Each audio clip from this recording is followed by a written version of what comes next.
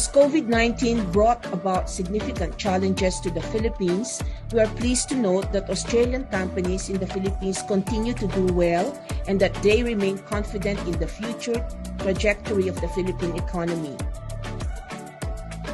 With 74%, 9,250 people working from home. That was 32 centres across 5 countries. We'd procured 5,000 internet devices in the Philippines and across other countries. We delivered over 2,000 laptops and monitors. It was just the most crazy time. But what had happened is that we fast forward to where we are today. It's now BAU. It's the evolution. You can see here, you can see where we started with the 15 in 2008. And then you can see that's the technology. See the evolution of the contact sensors that came through and now where we sit today. And it's just an amazing journey. And to be honest, something that we're really, really proud of. And the relationship and the trade relations and the benefits that you do get through outsourcing to the Philippines.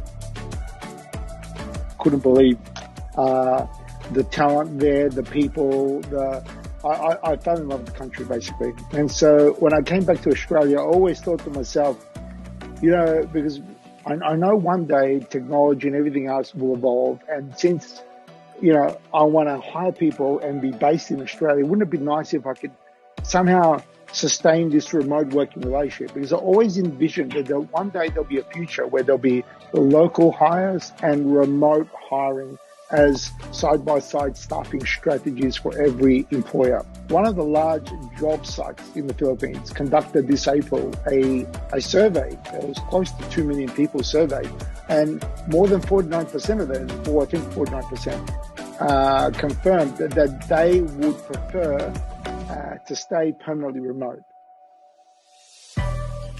There are many companies, Australian companies in Cebu, and it has, yes, a thriving BPO sector. So it started small and now has about 170,000 people in that industry. What have we seen in Cebu? Well, one of the things we've seen is dramatic improvement in the IT facilities, and that has come about through different areas.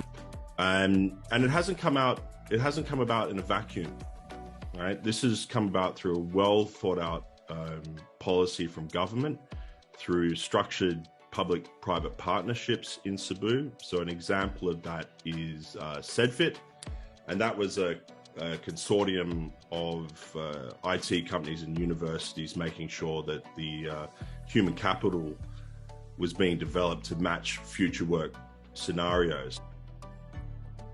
And we at the APBC also looked at this issue regarding what are the issues that are preventing Australian small to medium-sized companies outsourcing to the Philippines.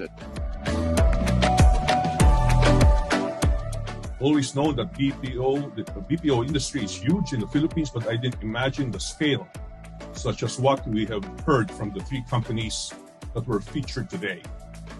I also know that Filipinos are great workers, passionate and dedicated to what they do. This makes me proud to be a Filipino. Thus, we hope to invite our Australian friends to partner with us and make it happen in the Philippines. And even as we create new jobs and employment for the Filipino people and give them a greater quality of life, we look forward to a stronger and more robust economic relationship between our 2 nations in the future. Thank you very much, and mabuhay tayong lahat.